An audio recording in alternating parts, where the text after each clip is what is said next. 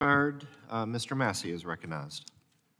I thank Mr. Rouser for yielding me 5 minutes. Ms. Bodine, in Kentucky, when we build ponds on our farms, there's this miraculous thing that always happens. You can go 500 feet up on top of your hill and dig a pond, and within a few months, there'll be frogs in it. There'll be snapping turtles. And these snapping turtles ostensibly should be 500 feet lower, as you know, we know frogs can climb it. And then within a year or two, even though you've not stocked the pond, you end up with fish in it.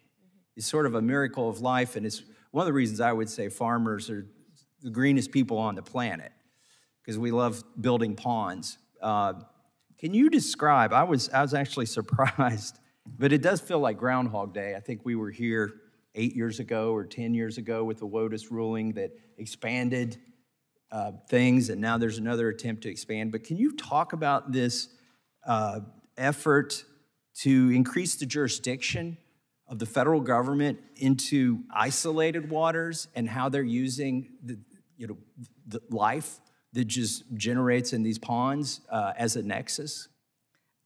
Yes, thank you. And that is the significant nexus test. As I pointed out earlier, the Supreme Court in 2001 called into question whether there was jurisdiction over isolated waters, and since then, neither EPA or the Corps have tried to regulate them.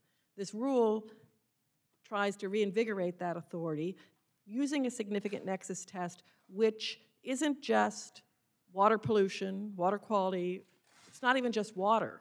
It's literally moving, biota, whether it's larvae or plants, from one location like your pond to another by an animal, and that's enough of a nexus to bring a pond into jurisdiction if it's not exempt.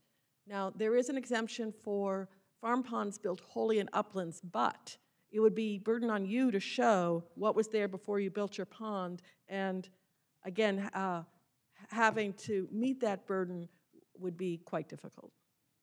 Besides fish and frogs, we always get cattails, and we're not happy about that.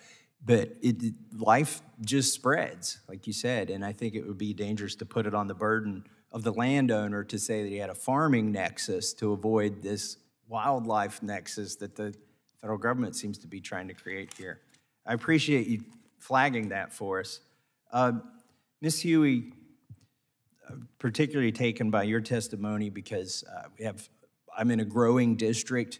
There's a lot of need for housing, particularly affordable housing for people that work. For instance, in our Amazon facility, we have an Amazon hub in our district. And the home builders, there's literally nowhere they could put 20 houses together. Now, you might be able to go find a place where you can put 1 or 2 houses and not run afoul of some federal nexus, but there's almost nowhere left in northern Kentucky where you could put 20 houses without getting into this issue. Can you talk about, my home builders right now are facing inflation, supply chain issues, and higher interest rates. And that all goes on the homeowner, whether it's a first home for somebody who's just trying to get their family started, or whether it's lower or moderate income housing, multifamily dwellings. Can you talk about how these regulations add to the cost of that type of housing? Certainly I can, and I think you named everything except workforce. we have workforce challenges. We're working on that. We've got an internship program. That's wonderful. So yes, we are dealing with all that, and it costs more money because it takes more time to build houses. All the regulations and the increases during COVID that we experienced with fuel surcharges, and just the increase in materials. How long can it add to a project?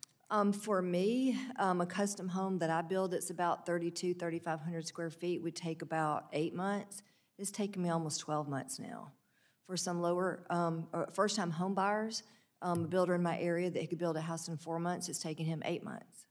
So the process takes longer. There's more interest we have to pay. People have to wait longer, so they're paying more rent in their apartments before they can move in if they're first-time home buyers. And it's just a domino effect all across the board.